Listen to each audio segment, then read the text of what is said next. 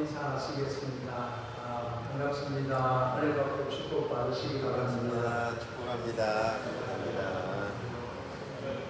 오늘 이 본문의 말씀으로 짧은 시간이지만 잠시 은혜를 나누겠습니다. 이스기야의 이야기를 우리가 읽었습니다. 저는 이 이스기야를 볼 때 하나님의 은혜를 생각할 수가 있다 생각을 했습니다. 이스기야의 평가를 내리기가 쉽지가 않습니다. 놀란 하나님의 기적을 체험한 사람이자 동시에 하나님께 질책을 받은 사람입니다.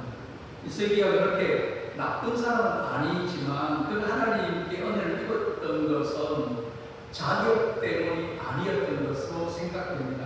이스기야는 유대의 13대 왕으로 아하스의 아들 25세의 왕이 되어서 29년간 나라를 다스립니다. 이스기야를 잘 이해하기 위해서 그 삶의 모습을 몇 가지 살펴보면서 오늘 본문으로 들어가겠습니다.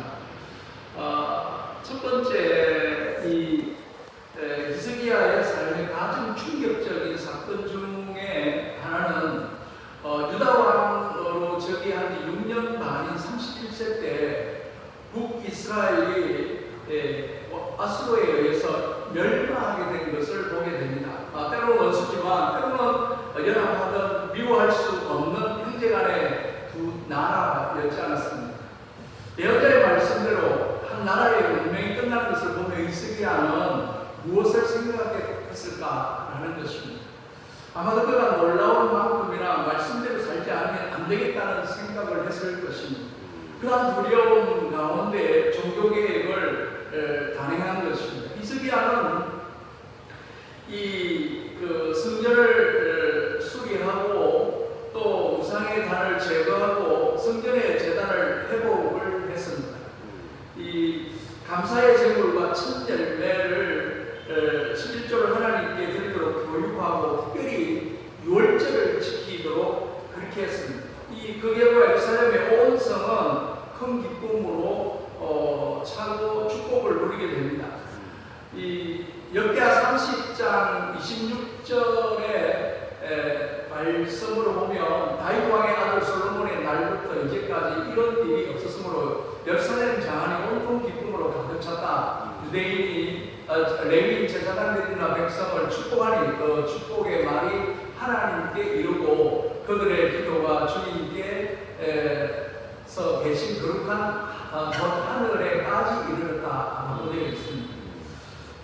두 번째는 이스기야의 겪은 중요한 사건 중에 하나가 아수르의 전쟁이었습니다. 방금 보았던 것처럼 종교개혁을 하고 하나님의 축복을 누렸던 유다는 교만해졌습니다.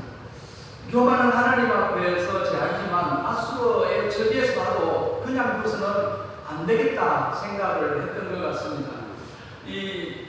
열왕기하 18장에 보면 13절 16절에 이스기야 왕 제 14년에 아수르의 왕 사내림이 유다를 침공했을 때 이스기야는 그걸 묻고 사람들에게 보냈습니다. 어떻게 하면 물러가겠습니까? 어떻게 하면 쳐들어오지 않겠습니까? 라고 묻는 겁니다. 이제 아수르 왕이 참 어려운 조건을 제시합니다. 300달란트와 금 30달란트를 정하여 유다 왕 이스기야에게 내게 했습니다. 이스기야는 여호와의 성전과 왕궁의 곳간에 있는 은을 다 주고 또 유다 왕 이스기야가 여호와의 성전 문과 금과 자기가 모든 기둥이 입힌 금을 다 맡겨서 아수르 왕에게 주었습니다. 하지만 사나님은 돌아가지 않고 하나님을 모독하고 이스기야를 농락합니다. 그제 이스기야는 선지자 이사야의 말을 듣고 철저하게 회개하고 주의 종 이사야에게 기도를 부탁하고 성전에 올라가서 기도를 하는 것입니다. 열왕기하 19장 35절에 보니까 이 밤에 여호와의 사자가 나와서 이 아수르 진영에서 군사 18만 5천 명을 치리라 아침에 일어나 보니 다 성장이 되었다라고 이야기를 합니다. 역사가들은 18만 5천 명이 한꺼번에 죽은 이유에 대해서 대해서 여러 가지 이야기가 있지만 어쨌든 하나님의 역사였습니다. 아수르는 물러가고 유다를 침략하고 하나님을 조롱했던 사내님은 암살당하고 많은 것입니다. 이 세 번째 사건은 오늘 읽었던 우리 이 본문의 내용입니다. 히스기야가 병들어 죽게 된 사건입니다. 1절에 우리가 한번 보면은 그때에 히스기야가 병들어 죽게 되면 아모스의 아들 선지자 이사야가 그에게 나와서 그에게 이르되 여호와의 말씀이 너는 짐을 준비하라 내가 죽고 살지 못하리라 하셨다라고 되어 있습니다. 이 그때로 시작하는 이 말씀을 유심히 생각해 보십시오. 이때가 언제입니까? 어려운 가운데 문에 주신 하나님의 은혜를 경험한 그때, 또한 가장 큰 적 아수르의 왕 사네립이 죽은 후 그때, 히스기야 왕이 된 24년 그 나이 39세 대가 되는 그때에 한참 일할 그때에 그 삶에 있어서 전성기를 구가하고 있을 그때에 모든 것들이 잘 되어가는 그때에 하나님께서 너의 집을 정리해라. 그 사이에 어떤 일이 있었는지 모릅니다. 죄를 지었는지 신실하였는지 중요한 것은 하나님께서 누군가의 생명을 거두어 가리라고 생각하시면 그렇게 된다는 것입니다. 내가 죽고 살지 못하리라는 이 선언은 히스기야에게만 해당되는 것이 아니라 우리 모두에게 언젠가 다가올 정확한 사실이라는 것입니다. 히스기야는 역대 임금 중에 칭송을 받았습니다. 그에게 신앙과 예배가 회복되었고 우상이 제거되었습니다. 정치 군사적인 면에서도 위기를 넘기며 다윗 왕의 분가는 왕으로 평가를 받았던 사람이었습니다. 그 아무리 훌륭하다 할지라도 그의 삶에 찾아온 위기 가운데 하나님의 은혜를 구할 수밖에 없었다라는 것입니다. 은혜 아니면, 하나님의 은혜가 아니면 그 위기에서 헤어나올 길이 없다는 것입니다. 오늘 우리는 아주 중요한 신학적 진리를 발견합니다. 이 말씀을 묵상하며 깨닫게 되는 것은 히스기야에게 있었던 사건이 일반적인 은혜, 보편적인 은혜를 주관적 은혜로, 특별한 은혜로 바꾼 사건인 것입니다.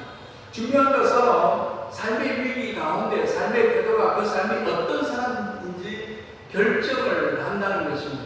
히스기야에게서 다가오는 삶의 위기는 본문 1절에서 이야기를 합니다. 그때에 히스기야가 병들어 죽게 될 그때에 아모스의 아들 선지자 이사야가 그에게 나와서 여호와의 말씀이 내 집을 정리해라, 짐을 싸라, 내가 이제 죽고 살지 못하리라, 그렇게 이야기하는 것입니다. 사람은 일반적으로 병들어 될 때 그 원인이 무엇인지를 생각합니다. 문제가 생기면 그 원인이 무엇인지를 생각합니다. 그런데 그런 왕에게 선지자 이사야가 와서 집을 정리해라, 짐을 싸라, 너는 이제 죽게 된다 라는 이야기죠. 대부분 사람이 죽어가는 사람에게 희망적인 이야기를 하는데 선지자가 와서 죽음에 대해서 확실하게 못을 막는 겁니다. 체념할 수도 있지만 얼마나 황당하고 화가 나겠습니까? 중요한 것은 하나님께서 선지자 이사야를 보내와서 히스기야의 병과 죽음에 대하여 말씀하셨다는 것은 지금 그에게 일어나는 일이 하나님과 관계가 있다는 것입니다. 그래서 히스기야의 상황이 일반적인 은혜 가운데 있다는 것을 봅니다. 이게 보편적 은혜라고 이야기합니다. 우리가 처한 죽음의 상황은 이 일반적, 보편적 하나님의 은혜 가운데 일어나는 사건이라는 겁니다. 이 말을 뒷받침하는 것은 수없이 많은 하나님의 경고가 심판의 목적이 아니라 심판받지 않도록 하기 위한 것이다. 이게 일반적 보편적 은혜인 것입니다. 하나님의 안타까운 마음이 들어있는 하나님의 은혜인 것이죠. 우리가 히스기야를 기억하는 것은 이런 상황에서 그의 선택한 행동 때문인 것입니다. 우리는 흔히 삶의 위기 가운데 기도하는 것은 가장 정상적인 인간의 반응이라고 생각하지만, 그러나 생각보다 수많은 사람들이 기도보다는 원망하고 한탄하고 다시 자기 자신을 뒤돌아보면서 힘들어하는 부분들, 좌절하고 절망하는 가운데 있는 게 대부분의 사람들입니다. 자, 그런데 오늘 이 본문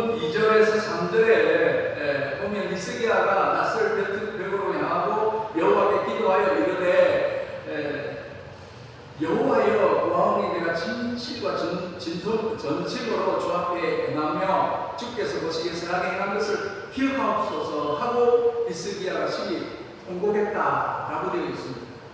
이 기도의 순간이 일반적 하나님의 은혜, 보편적 은혜를 히스기야에게 특별한 하나님의 은혜로 바꾸어 주는 것입니다. 히스기야는 이 기도를 두 가지로 나누는데 재밌습니다. 그가 하나님의 은혜를 구한 첫 번째 정당성은 뭐냐면 자기 공도였습니다. 내가 진실로 전심으로 주 앞에 행하며 주께서 보시기에 선하게 행한 것을 기억해 달라라는 것입니다. 두 번째는 뭐냐면 심히 통곡했다. 히스기야가 심히 울면서 하나님 앞에 나아간 것입니다. 흥미로운 것은 그의 기도에 대한 하나님의 응답의 부분들을 봅니다. 열왕기하 20장 5절에 보면 너는 돌아가서 내 백성의 주권자 히스기야에게 이르기를 왕의 조상 다윗이 하나님 여호와의 말씀 내가 내 기도를 들었고 내 눈물을 보았노라. 내가 너를 낫게 하리니 내가 3일 만에 여호와의 성전에 올라가겠고 라고 되어 있습니다. 히스기야의 눈물을 보셨다는 이야기입니다. 그의 통곡을 보고 불쌍히 여기셔서 그를 살려주었다는 것입니다. 히스기야의 통곡이 하나님의 마음을 돌이키고 긍휼하심을 얻는 근거가 되는 것입니다. 그런데 아무리 여기 성경에서는 보면 성경 번역본에도 기도라는 이야기는 없습니다. 통곡을 보셨다라는 것입니다. 여러분, 하나님께서 히스기야의 업적이 아닌 눈물을 보셨다, 고쳐주셨다. 업적이 중요한 것이 아니라 하나님의 긍휼하심, 하나님의 은혜였다는 사실입니다. 그러면 참 많은 사람에게 미안이 될 것 같습니다. 아무리 봐도 그렇게 이야기할 근거가 없습니다. 하나님께서 두 가지를 다 듣고 보셨다는 것입니다. 히스기야가 하나님 앞에 바로 특별한 은혜를 구할 수 있었던 이유 중에 하나가 그가 살아왔던 삶이었습니다.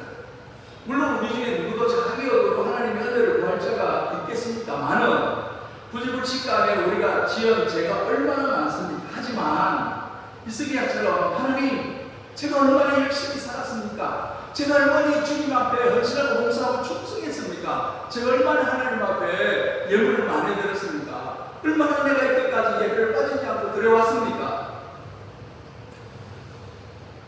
히스기야가 열심히 살려고 노력했지 않았습니까? 기도할 수 있었던 체계를 세웠었지 않았나 생각을 갖습니다.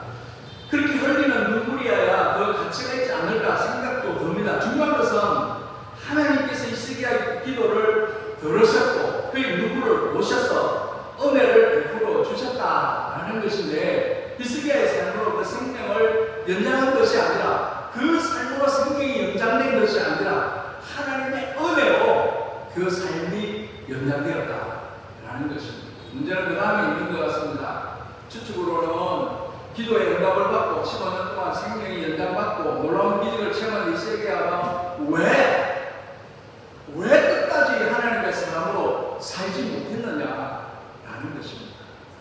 히스기야가 하나님의 은혜를 구하며 하나님 자신의 삶을 내려놓을 수 있었던 것은 참 감사한 일인데, 혹시 그의 기도의 응답을 착각하지 않았을까? 우리가 하나님 앞에 기도해서 응답받을 때가 있습니다. 그가 기도했던 것처럼 그의 공덕 때문인 줄 알고 자기 교만에 빠진 것은 아니겠는가라는 것입니다. 오늘 본문의 내용을 다룰 수는 없지만 열왕기하 20장의 말씀에 회개 구절이 있습니다.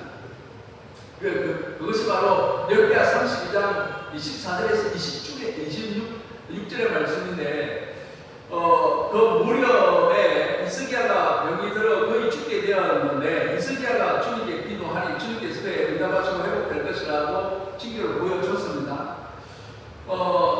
이 병이 난 이 히스기야는 그 사자들에게 궁중의 모든 보물을 보이면서 자랑을 합니다. 그리고 병이 난 히스기야의 마음이 교만해져서 하나님을 높이기보다는 자기 산 업적을 높이는 사랑에 빠지는 것입니다. 사람이 참 간사합니다. 눈물을 흘리며 하나님의 은혜를 구하고 나음을 얻었습니다. 문제가 해결받았습니다. 낳자마자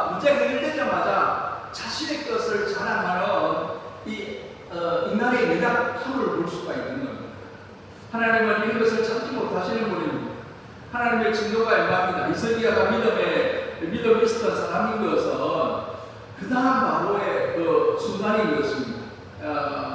26절에 보면 이 히스기야가 교만하였던 자신을 뉘우치고 예루살렘 주민과 함께 뉘우쳤으므로 주님께서 히스기야가 살아있는 동안에 그들을 벌하지 않았다라고 했습니다. 다시 앞으로 돌아가면 하나님께서 히스기야의 기도를 들으셨습니다. 하나님, 제가 살았던 것을 도와주세요. 내가 하나님을 얼마나 충성을 심했습니다. 하나님의 성령을 급여했습니다. 그 긍휼이 혹 자신의 동료를 얻은 것이라고 착각이기 때문에 그렇게 쉽게 교만해지지 않았을까? 교만이라는 것은 우리가 조금만 방심해도 찾아옵니다. 우리가 공로가 있어야 합니다. 하지만 그 공로 때문에 하나님의 은혜로 살아간다는 이 믿음의 고백이 그치는 순간 공로가 교만이 되지 않을까 하는 것입니다. 마치 신앙이란 외주를 타는 것과 같습니다. 우리의 신앙을 잘 간직하기 위해서 늘 영적으로 긴장해야 될 줄로 믿습니다. 만일 우리가 공로를 가지고 구원을 받았다면 우리의 공로로 천국에 간다면 천국이 천국이 아닐 것입니다. 천국에는 온갖 잘난 척하는 사람들로 가득 차 있을 것입니다. 자신의 공로를 내세우는 사람들로 가득 차 있을 것입니다. 자, 그래서 여러분 한번 같이 읽어봤으면 좋겠습니다. 시작. 우리의 공로로 하나님의 은혜를 받는 것은 아니지만 하나님의 은혜를 입은 자들이 믿음의 공적을 살아가는 것이 신앙이 아닙니다. 라는 것입니다.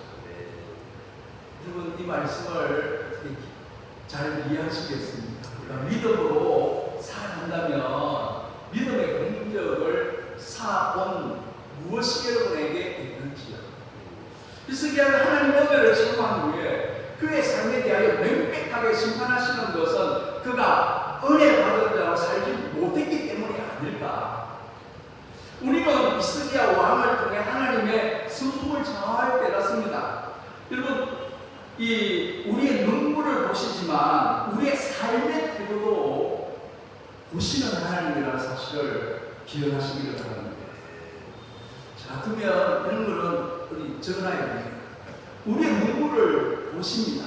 기도를 들으시고 그렇게 하십니다. 그러나 우리의 삶의 모습도 보신다는 사실을 우리는 알아야 하는 것입니다. 우리의 삶을 내세우기를 원치 않으시고 끝까지 하나님의 은혜를 구하기를 원하시는 하나님의 성품을 말합니다. 오늘 본문에 나타난 기적의 사건입니다. 여러분, 이 열왕기하 20장 28절에 이 히스기야의 의문에 대하여 하나님의 답이 있습니다. 히스기야가 이사야에게 말했습니다. 주께서 나를 고쳐서 사흘 뒤에 내가 주님의 성전에 올라갈 수 있겠다 하셨는데 그 증거가 무엇입니까? 그렇게 이야기를 합니다. 이 제안에 히스기야가 대답하되 그림자가 10도로 나가는 걸 지우니까 그리 할 것이 아니라 10도 뒤로 물러나는 게 좋겠습니다. 지구가 자전하면서 해 그림자를 보고 시간을 나는 것, 즉 해시계를 말합니다. 해시계는 항상 그림자가 나아가 있습니다. 그러나 10도를 나가게 하는 것도 어려운 일이지만 지구의 자전이 빨라져야 하기 때문인데, 그러나 히스기야는 그림자가 뒤로 물러가기를 보였습니다. 이것은 지구의 자전이 멈추었다가 다시 뒤로 돌아가야 하는 것입니다. 그런데 하나님께서 놀랍게도 히스기야가 요청한 증표를 다 보여주셨습니다. 선지자가 히스기야가 대답을 했습니다. 주님께서 그 약속한 대로 이루실 것을 보여주고 증거가 여기 있다 했습니다. 해그림자 10도를 앞으로 나가게 할지, 그 10도를 누르게 할지 그렇게 하면 좋겠다고 이야기를 합니다. 여러분, 한 가지 여기에서 과학자들의 그 많은 이야기는 적고, 지금 과학으로 자전이다, 공전이다 이런 이야기는 다 적고, 저는 10도 아니라 100도가 가도 뒤로 물러가는 앞으로 물러가는 하나님의 역사를 믿습니다. 천지창조 하나님을 믿습니다. 그 하나님을 믿기에 이 과학에 대한 이야기를 하고자 하는 것이 아닙니다. 정작 중요한 것은 이런 기적이 아닌 것 같다는 것입니다. 놀라운 하나님의 기적을 체험했습니다. 하지만 자신에게 일어난 이 놀라운 기적에 취해서 하나님을 잃어버리는 순간 기적이 독이 된다는 사실을 우리는 생각해야 할 것입니다. 이 이야기를 하고 이제 말씀을 마무리합니다. 어떤 분의 이야기입니다. 한 명은 자기 손에 들려있는 그 선물을 만지작거리며 쳐다보고 있습니다. 또 다른 한 명은 자기 손에 들려있는 그 선물을 잠시 쳐다보다가 시선을 돌려서 그 선물을 준 사람을 쳐다보고 있습니다. 이 두 가지 모습 속에서 어떤 것이 아름답겠습니까? 당연히 후자죠. 이 선물을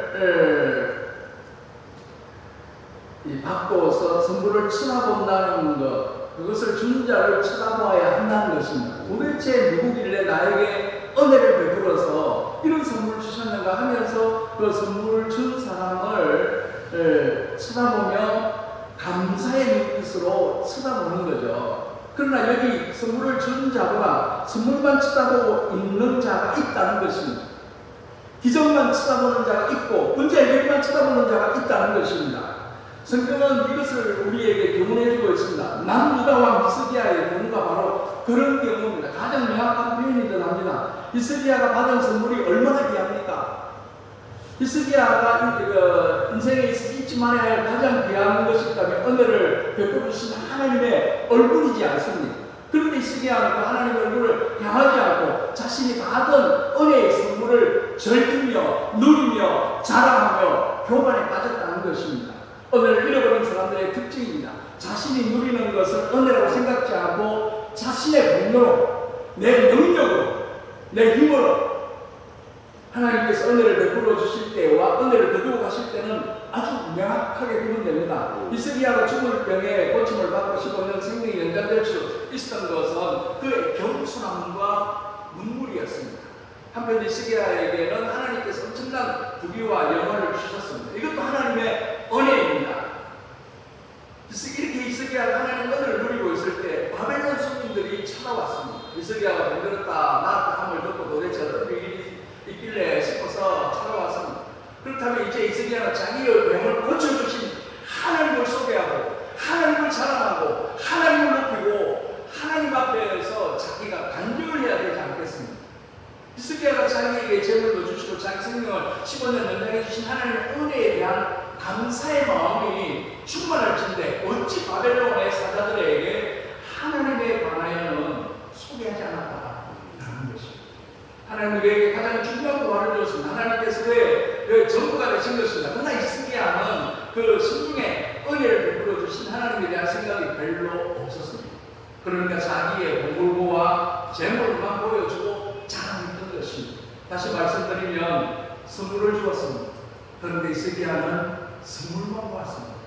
이 선물을 준 사람이 누군지, 왜 이렇게 은혜를 베풀어 주셨는지 생각지 않고 오로지 문 앞에 있는 물질에만 가득 찼습니다. 이것을 하나님이 테스트하셨다. 열왕기야 20장 14절 18절에 많은 말씀이 있습니다만 히스기야에게 이사야가 이야기를 했습니다. 여호와의 말씀을 들으소서 하면서 이제 왕의 조상들이 꼴을 뺏어나두었던 것이 바벨론으로 옮긴 바 되고 하나도 남지 아니할 것이다. 또 왕의 몸으로 난 아들 중에 사로잡혀 바벨론 왕궁에 환관이 될 것이다. 얼마나 무서운 말씀입니까? 다 빼앗아 한다는 것입니다. 주신 말씀만 집착하며 쳐다보는 이것을 주신 하나님은 생각지도 않는다는 것입니다. 이것이 얼마나 잘못되고 어리석은 우리의 모습, 인간의 모습이겠습니다. 나에게 시간도 주시고 생명도 주시고 자녀도 주시고 직장도 주시고 건강도 주시고 주변 많은 좋은 사람을 주시고 모든 것들을 하나님이 주셨는데 여기서 주신 내용물만 보지 하나님을 보지 않는다는 것입니다. 그러므로 하나님께 감사하고 영광 돌리는 것이 바로 기독교의 모습이다라는 것입니다.